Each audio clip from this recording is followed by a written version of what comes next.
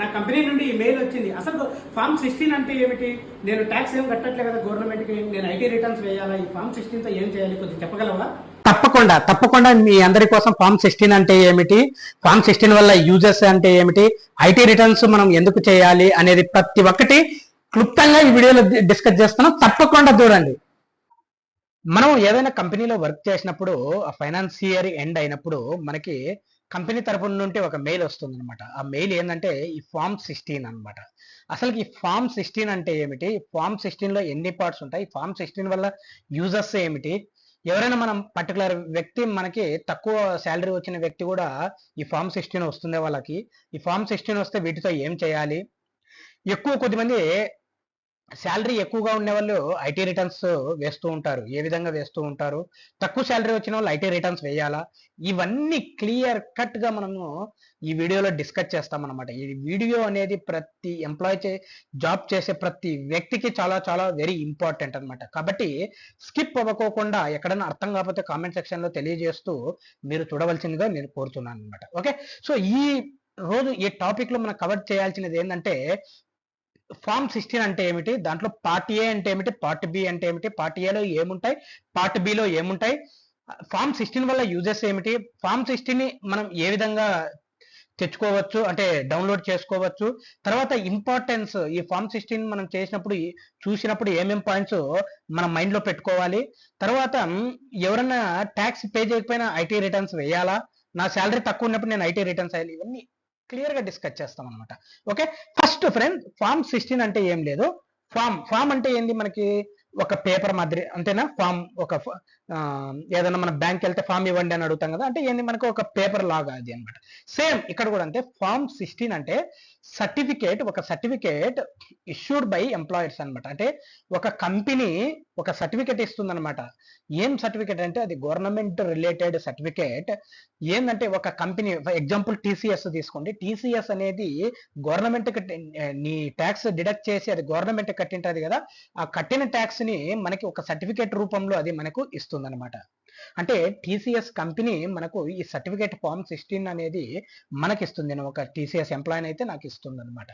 So దీంట్లో ఏముంటాయి అంటే ఈ ఫామ్ 16 లో మనకి మన ఇన్కమ్ ఎంత ఉన్నది, మన ట్యాక్స్ డిడక్షన్ ఎలా అయ్యింది, అంటే ఎంత ట్యాక్స్ కట్ అయ్యింది, ఏదైనా అదర్ రిసోర్స్ శాలరీని కాకుండా అదర్ రిసోర్సెస్ ద్వారా కూడా ఏమైనా కట్ అయ్యిందా, ఇవన్నీ ఇన్ డెప్త్ గా ఉంటాయన్నమాట, ఇన్ డీటెయిల్ గా ఉంటాయన్నమాట ఈ ఫామ్ 16 లో అనమాట. అసలు ఫామ్ 16 అంటే ఏంది, అసలు ఏదన్నా అంటే 16 అంటే స్పెసిఫిక్ గా దానికి 16 అంటూ ఏమి లేదు. మనకి ఈ ఇన్కమ్ ట్యాక్స్ ఏదైతే ఉంటుందో మనకి ట్యాక్స్ డిడక్షన్ డిపార్ట్మెంట్ లో ఏమైపోతుందంటే ఫామ్ 16 అనేది మనకి అడ్మినిస్ట్రేటివ్ అండ్ స్ట్రైట్ ఫార్వర్డ్ అనమాట. ఈ ఫామ్ 16 ని వాళ్ళు డిజైన్ చేసిండేదే ఈ ట్యాక్స్ డిడక్షన్ కి, ఇన్కమ్ ఎంత, ట్యాక్స్ డిడక్షన్ ఎంత అవుతుంది, ఆ విషయాలను క్లుప్తంగా చేయడానికి ఈ నేమ్ అనేది నేమింగ్ అనేది పెట్టారు. కానీ 16 అంటే దెర్ ఇస్ నో స్పెసిఫిక్ అనమాట. ఓకే, ఇప్పుడు మీకు అర్థమైంది కదా ఫామ్ 16 అంటే.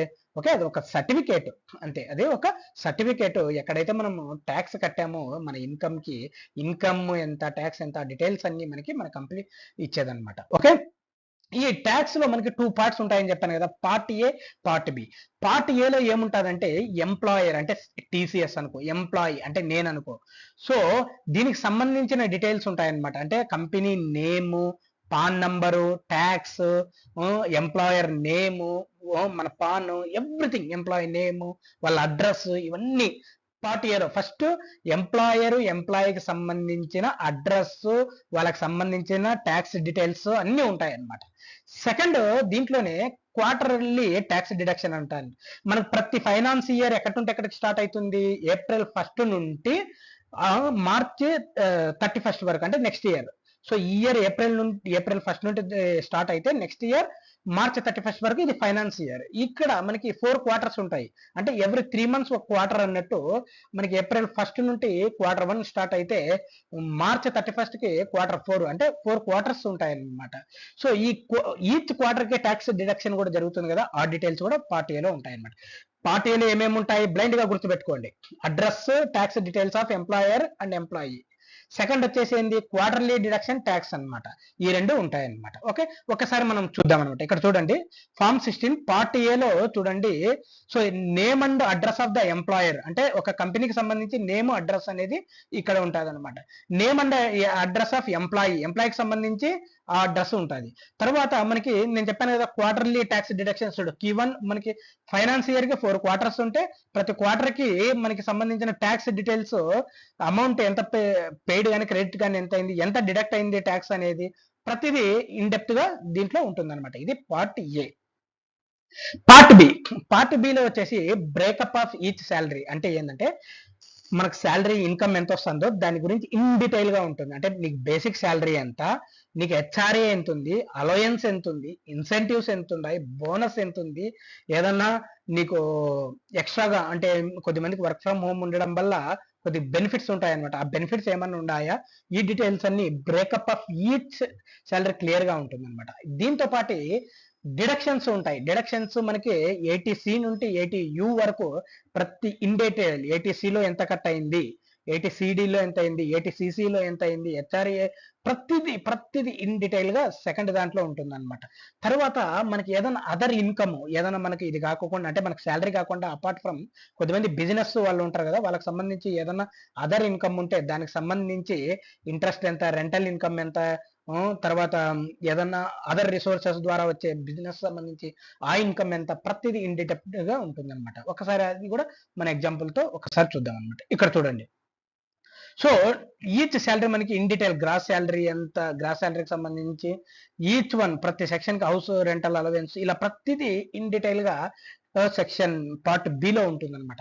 తర్వాత ఏదైనా అదర్ ఇన్కమ్ ఉంటే దాన్ని బట్టి కూడా మనకి ఆ డీటెయిల్స్ ఇక్కడ చూపిస్తుంది అనమాట. అదర్ ఇన్కమ్ చెప్పాను కదా, ఏదైనా రెంటల్ ఇన్కమ్ కానీ ఏదైనా అదర్ రిసోర్సెస్ ఉంటే వచ్చే ఇన్కమ్ కానీ అవంతా ఇన్ డీటెయిల్ గా ఉంటుంది అనమాట. సో మీకు అర్థమైంది కదా. పార్ట్ ఏలో వచ్చేసి మనకి ఏముంటుంది, address of employer and employee, తర్వాత quarterly deducted tax details.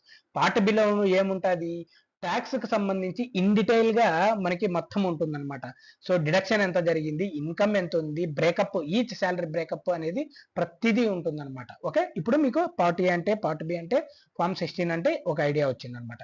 Next uses form 16. So ఈ ఫార్మ్ 16 యూజ్ చేసి మనము ఐటీ రిటర్న్స్ వేయచ్చు అనమాట. ఒకవేళ నీకు ఐటీ రిటర్న్స్ లో ఒకవేళ మనకి ట్యాక్స్ మనకి ఇంకా ట్యాక్స్ ఎక్కువగా కట్ అయింది, నేను రీఫండ్ తెచ్చుకోవాలన్నప్పుడు ఐటీ రిటర్న్ ఇవ్వచ్చు.